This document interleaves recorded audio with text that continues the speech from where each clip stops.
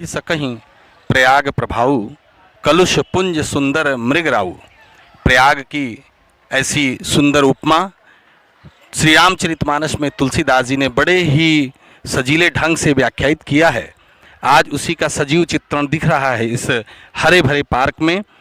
इस समय हमारी जन मीडिया टीवी की टीम शहर उत्तरी प्रयागराज के 262 विधानसभा क्षेत्र में है और हम लोग स्वामी विवेकानंद पार्क में उपस्थित हैं, जहां पर सायंकाल का बड़ा ही लुभावना दृश्य और प्रबुद्धजन, इस क्षेत्र के सभी प्रबुद्धजन अपने और महिलाएं, पुरुष, बच्चे सभी आनंद का अनुभव करते हैं हुए। और अब हमारे संवाददाता प्रकाश मिश्रा जी, मैं सतीश गुप्ता और हमारे टीवी अब हमारे कैमरामैन श्री योगेश शुक्ला जी जनमानस के जागरूक मतदाता के विचारों से आपको अवगत कराने का पूरा प्रयास करेंगे। और यहाँ का चूँकि प्रबुद्ध मतदाता क्या सोचता है, 262 विधानसभा क्षेत्र का जागरूक मतदाता क्या सोचता है आगामी विधानसभा सामान्य चुनाव को लेकर के, प्रत्याशियों के संदर्भ में अपने अपने नवीनतम विचारों को रखने के लिए श्री प्रकाश मिश्रा जी। नाम बताइए, देखिए बड़ी अच्छी प्रशंसा हो रही थी। जी। पश्चिम पक्ष रखा। राजेश पांडे नाम है, मैं आलोपी बाग का निवासी हूँ। जहाँ तक ये चुनावी परिचर्चा चल रही है, हमारी ये सोच है कि एक ऐसा माहौल पूरे भारतवर्ष में, उत्तर प्रदेश सहित, काफी मुश्किल और बड़े ही मेहनत के बाद 70-75 सालों के बाद एक राष्ट्रवाद का उदय हुआ है। और उस राष्ट्रवाद के उदय के लिए हमको बड़ी खुशी होती है कि मैं विश्वविद्यालय की छात्र राजनीति में था सन 80 में। 84 में माननीय अशोक सिंघल जी जब राम का ढांचा लेकर इलाहाबाद विश्वविद्यालय छात्र संघ पर पहुंचे थे तो मात्र 35 लोगों की संख्या थी और लोग हंसी उड़ाते थे कि दिन में जय श्री राम, रात को 100 ग्राम। लेकिन 90 आते आते जब दिया दीपावली में अयोध्या से आया, यहां सुभाष कुमार डीएम हुआ करते थे, मुलायम सिंह मुख्यमंत्री थे, उन्होंने कहा कि यार मेरी पत्नी कह रही है कि दिया वही आना चाहिए अयोध्या वाला, जबकि मुलायम सिंह ने कहा था अगर दिया हाथ में किसी को देखा जाए तो पीट के उसको लॉकअप में बंद कर दो।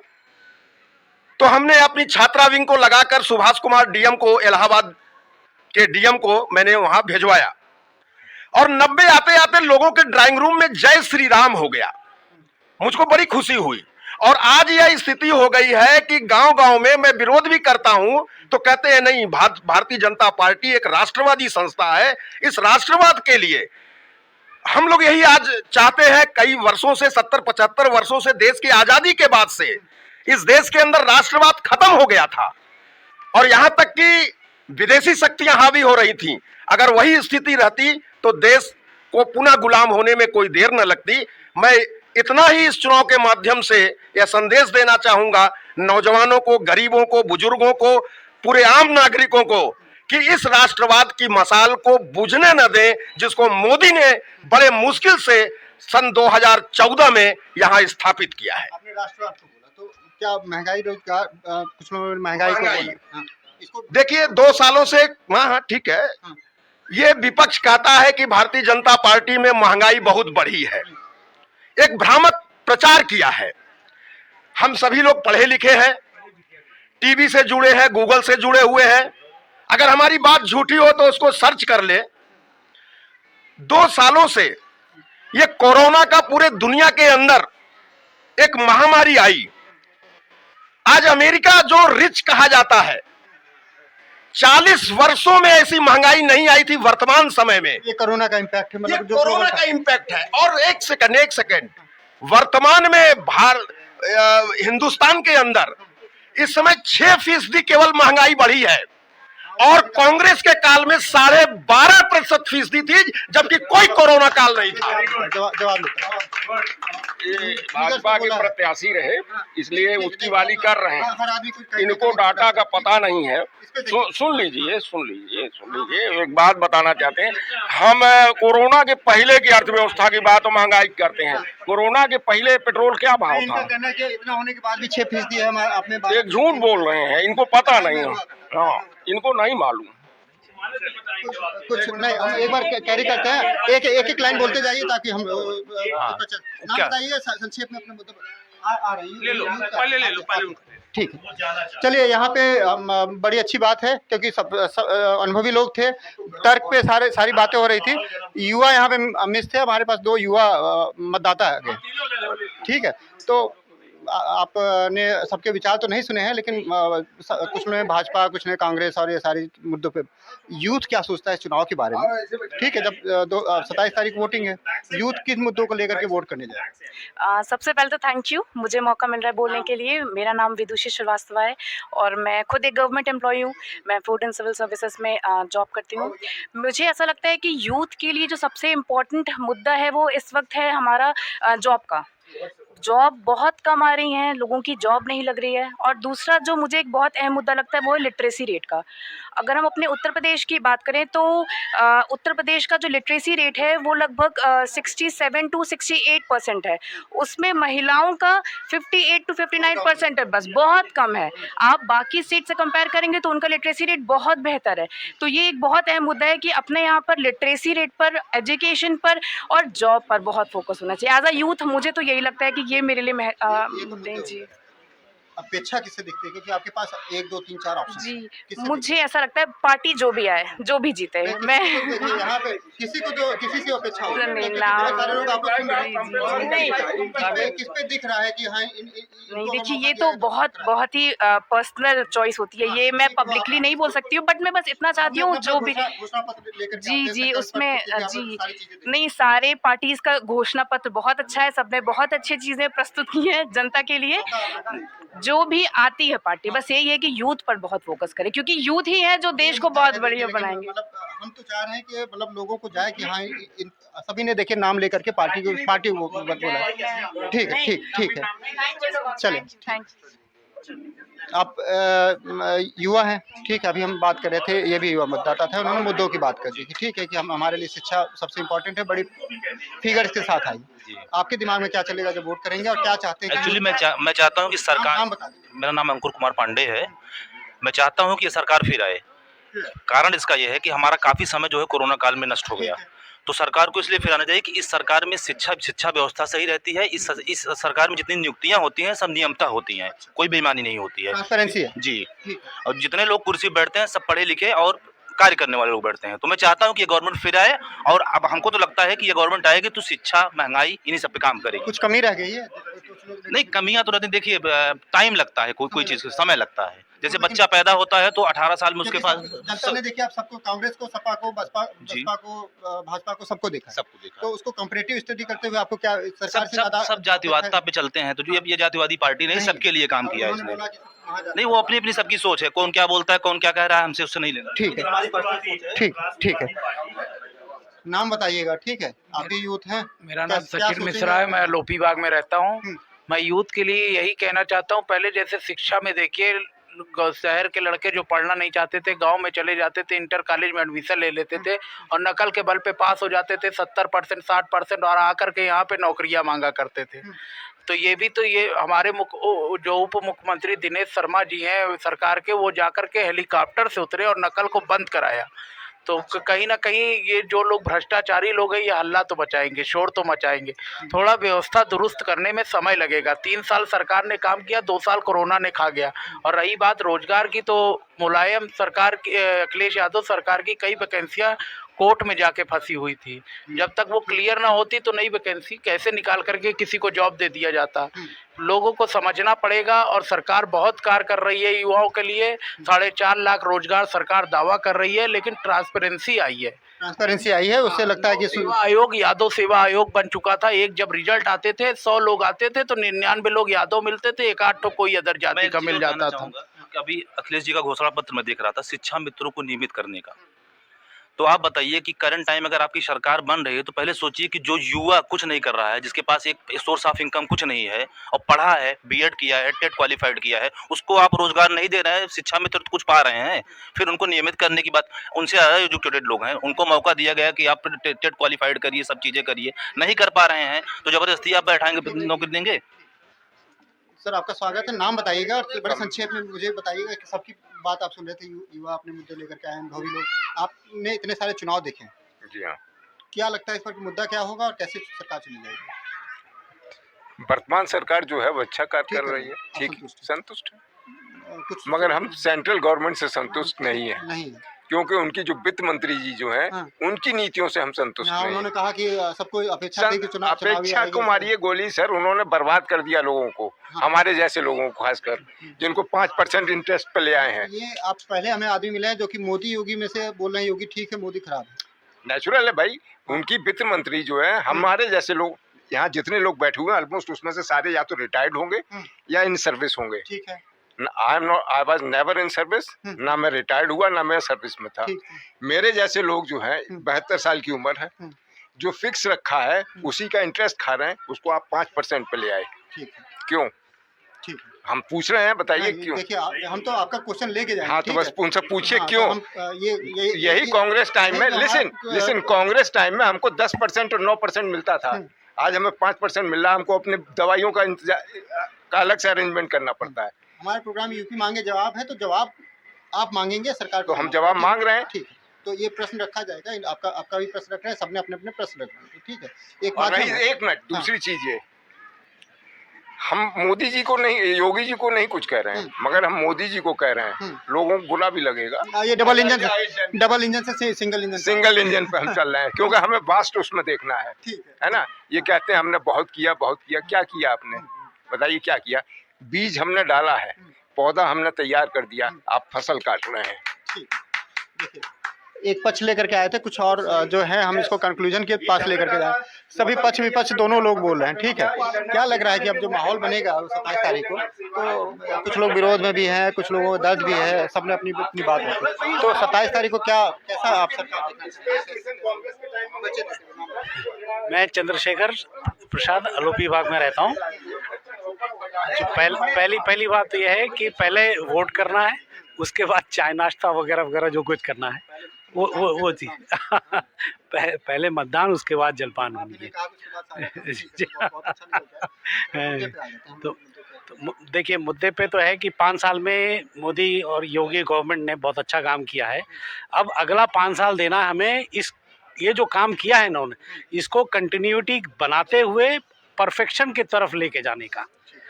तो परफेक्शन देने के लिए नेक्स्ट 5 ईयर जो है वो ज़्यादा इम्पोर्टेंट है। इसीलिए हम लोग यही प्रेफर करेंगे कि ये गवर्नमेंट आए और आने के साथ साथ ये और अच्छे काम को कंटिन्यूटी बढ़ावा दे। बाकी सोशल जो कॉजेज़ हैं, सिक्योरिटी है लोगों के लिए, वो भी बहुत अच्छा रहा है फॉर द लास्ट 5 ईयर्स, ये भी अच्छा रहा है। चाहे जो टूरिज़्म को लेकर के है, जो जैसे इन्होंने बनारस में जो मंदिर, इन्होंने काशी विश्वनाथ मंदिर जो डेवलप किया है, ये कई 100 साल तक इस चीज़ को याद किया जाएगा, जो कोई और व्यक्ति होता सोच भी नहीं सकता था जो इन्होंने किया है। वहाँ हम लोग जा कर के, हम लोग वहाँ 1-1 घंटा वहाँ रुके हैं, देखे हैं।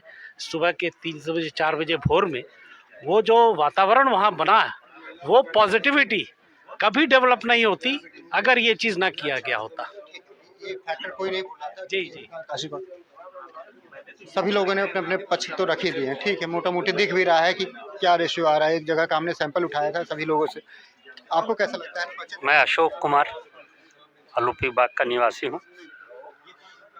ऐसा है कि हर पार्टी ने सेंट्रल में और उत्तर प्रदेश में राज्य किया है, और एक प्रकार से देखा जाए तो मायावती की भाजपा सरकार भी 3 बार बनी है, और मुलायम सिंह यादव जी की, मतलब ये भी पार्टी जो है 2 बार 3 बार गवर्नमेंट में रही है। जिस बेसिस पर लोगों ने 65-70 साल का हम लोगों ने जो देखा है वर्किंग, और इस समय जो वर्किंग देख रहे हैं इस गवर्नमेंट के अंदर, तो वाकई इस गवर्नमेंट को एक टर्म और मिलना चाहिए, क्योंकि 2 साल कोरोना के कारण ख़त्म हो गया है ना। ये कोई ऐसी बीमारी तो थी नहीं, और एक ग्लोबल बीमारी थी। हाँ, और जिस हिसाब से पूरे देश के अंदर कोरोना को मैनेज किया गवर्नमेंट ने, चाहे स्टेट गवर्नमेंट हो चाहे सेंट्रल गवर्नमेंट हो, उसने उस बेसिस पे गरीबों को फ्री अनाज, लोगों को फ्री टीका, जो कि इम्पॉसिबल था इस देश के लिए जनसंख्या बड़ी जनसंख्या को लेकर के, है ना।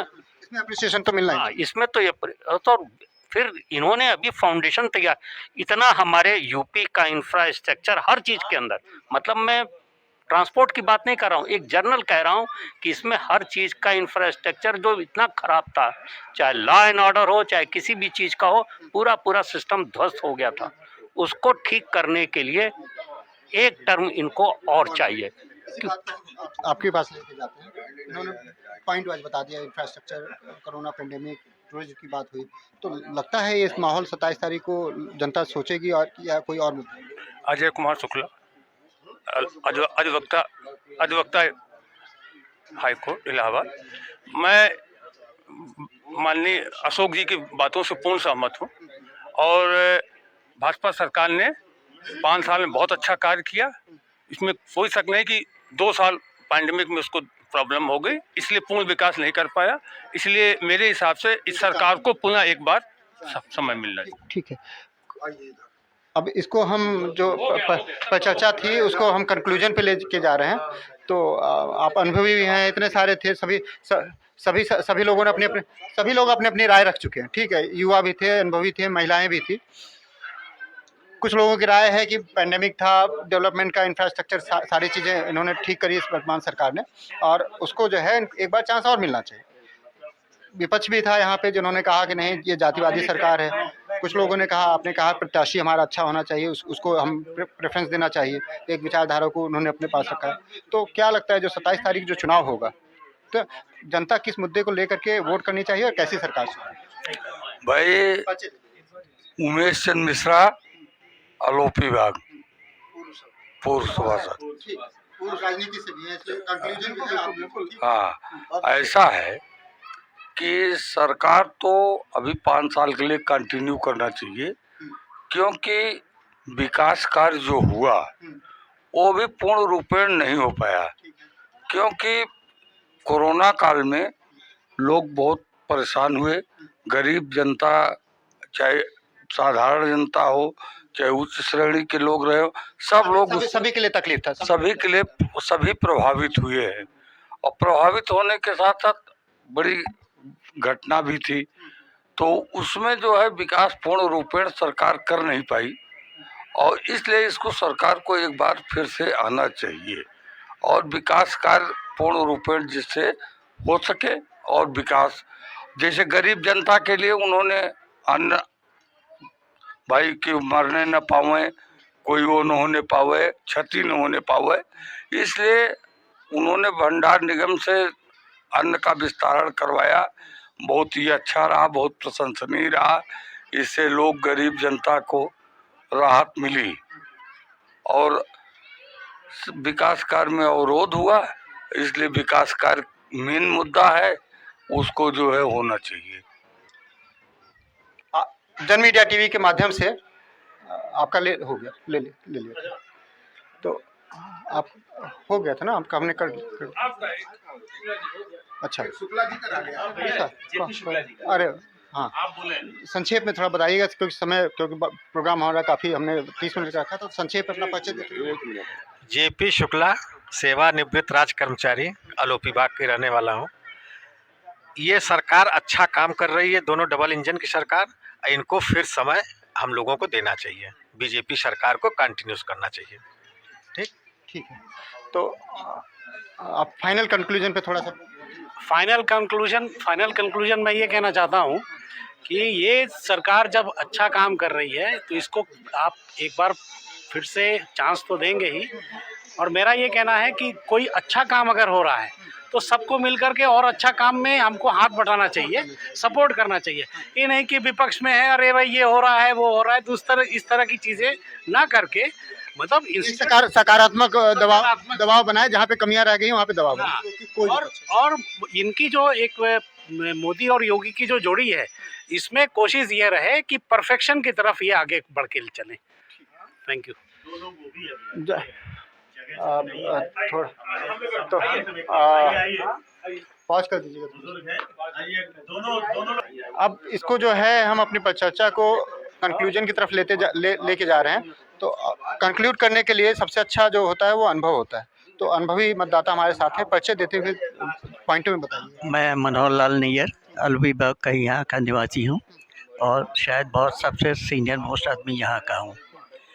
मैं गुलाम आज़ाद में पैदा हुआ हूँ और उसके बाद मैंने आज़ादी की लौ देखी, उसके बाद पला बड़ा हुआ और आज़ाद और गुलाम में फ़र्क देखता रहा। आज जो स्थिति चल रही है वो बहुत ही सुधर गई है पहले के मुकाबले में, चाहे वो सड़कें हों या कुछ भी हो। हर तरीके से लोगों को खाना पीना, रहना, उठना बैठना, कपड़े लत्ते, सड़कें, गलियाँ सब में सुधार हो गया है। लेकिन हमें ऐसा लग रहा है कि जो गुलामी में हम पैदा हुए थे, धीरे धीरे हमारा देश उसी गुलामी की तरफ अग्रसर हो रहा है, क्योंकि कुछ पार्टियाँ जो अच्छा काम कर रहे हैं उनके पैर खींचने की कोशिश कर रही हैं, जिसकी वजह से जो हमारी आज़ादी है वो खतरे में पड़ रही है। हम केवल एक ही बात कहना चाहेंगे कि हर आदमी अपना अधिकार समझ के वोट दे और अपनी आज़ादी को कायम रखने के लिए भारत को स्वतंत्र बनाए रखे। आपने सभी तरह की सरकार को देखा है, ठीक है, आज़ादी से। अभी जो वर्तमान सरकार है उनके कार्यों से आपको लगता है कि संतुष्ट है या कहीं और आपको आशा दिखती है? हमारे ही नहीं, पूरे देश में, पूरे विश्व में भारत के समय प्रशंसा हो रही है। जो काम भारत में इस समय हो रहा है, चाहे वो योगी हो चाहे वो मोदी हो, जो काम इस समय हो रहा है वैसा काम पहले कभी नहीं हुआ था। किसी ने ऐसी सड़कें, किसी ने ऐसे मकान, आज हमारे बच्चे जब बाहर से आते हैं तो कहते हैं हम इलाहाबाद में आए या कहीं और आ गए हैं, पहचान में नहीं आता है। तो ये जो तरक्की है, जो गरीबों को उन्होंने खाना दिया है, राशन दिया है या मकाने मुहैया कराए हैं, यह किसी गवर्नमेंट ने नहीं किया था। वायदे बहुत किए थे लेकिन किया बहुत ही काम है पिछली सरकारों ने। आज जो सरकार कर रही है वो हमें ऐसा लग रहा है कि अगर ये अगले 5 साल इनको और मौका दिया जाएगा तो हमारे देश का नक्शा ही बदल जाएगा और विश्व में भारत हो सकता है कि सबसे ऊंचे स्थान पे आ जाए। हरिओम। इन्होंने बोला कि इन्होंने पूरे आपको देखे आज़ादी से अब तक की सारी सरकारों का कंपेरिजन करते हुए ये बताया। तो इसी में क्या आपको क्या कुछ गुंजाइश लगती है कि विपक्ष को भी मौका मिलना चाहिए या जो वर्तमान सरकार चल रही है उसी को पूरा कंटिन्यू करना? हाँ, मैं राजीव बहादुर जौहरी यहाँ अलोपीबाग का निवासी हूँ। ये जैसा कि मेरे पूर्व वक्ता नैयर जी ने बताया कि एक अभूतपूर्व कार्य है, अलग तरह का से काम हो रहा है। विपक्षी दलों के पास भी पहले सत्ताएं बहुत रहीं, उन्होंने अपने समय में क्या किया है वो भी सारी जनता ने देखा है। कुछ पार्टियां सिर्फ परिवारवाद पर चल रही हैं, कुछ तुष्टीकरण पर चल रही हैं। कम से कम वर्तमान सरकार, योगी जी या मोदी जी जो भी है, वो कम से कम इन दोषों से मुक्त हैं। आज विश्व में भारत की जो छवि बनी हुई है कम से कम, और उसका इतना ज़्यादा प्रभाव इसके पहले कभी नहीं देखा गया, कभी नहीं देखा गया। और अब इसके साथ एक चीज़ और मैं देखता हूँ कि कम से कम इन वर्तमान परिप्रेक्ष्य में आप ये देखिए कि जो एक राष्ट्रीय गौरव की बात इन्होंने उठाई है, ये तो शायद किसी पार्टी ने कभी नहीं उठाई। ठीक है, इन्हें हाँ जल्दी से, लेकिन जल्दी से, क्योंकि बहुत बड़ा प्रोग्राम हो रहा है। मैं ये कहना चाहता हूँ कि लुभावने वादे तो हर पार्टी कह रही है। एक उसका कटाक्ष में बोलता हूँ। बनिया जा रहा था, एक दुकान वेंडर था, भैया 100 रुपए में ले लो, जिंदगी भर बैठ के खाओ, ये उसका स्लोगन था। मैं भी बाहर निकला, देखा कि क्या है 100 रुपए में। वो भैया क्या बेच रहा था? स्टूल बेच रहा था, कब बैठ के क्या खाएं। इसलिए वादों पे, लुभावने वादों पे मत जाइए, आप ऑब्जर्वेशन करिए कि हमारे लिए कौन है। ठीक है ना। इसके देखिए बहुत बड़ा संदेश है कि उन्होंने रिटायर्ड आदमी ने कहा है कि सभी की बात सुना है, संक्षेप में आप कंक्लूड करेंगे। बहुत मैं ये कह रहा हूँ कि इतनी महंगाई, इतनी कोरोना के बाद भी वित्त मंत्री ने कोई नया टैक्स नहीं लगाया है, ये हमें समझना चाहिए। ठीक, सभी की बात सुनी, सभी ने अपने तर्कों के आधार पे की। संभ्रांत लोग हैं, विवेकशील लोग हैं, सबने एक गरिमा को मेंटेन करते हुए इस परिचर्चा में भाग लिया। हम सभी का आपका धन्यवाद करते हैं। एक लाइन में उन्होंने बोला कि जो घोषणा पत्र है, जो उनके क्रियाकलाप है, सब सारी सरकारें अपना अपना कार्य कर चुकी हैं, तो उन सबको देखिए, सभी ने अपना अपना जो रोड मैप है वो आपके सामने रखा है। इनकी बातों से, तर्कों से निष्कर्ष निकालिए और मतदान अवश्य कीजिए। 27 तारीख को प्रयागराज में मतदान है। हमारे अनुरोध है कि सभी लोग मतदान करें, इन बिंदुओं को कंसीडर करते हुए मतदान करें। पक्ष विपक्ष दोनों तरह के लोग थे, दोनों ने अपनी बातें तर्कपूर्ण ढंग से रखी है यहाँ पे। हम आप सभी का धन्यवाद करते हुए और धन्यवाद करते हैं हमारे जो मीडिया पार्टनर हैं एपिड फार्मा का, जिन्होंने हमें मौका दिया हुआ है इन सारे लोगों का विचार आपके पास रखने के लिए।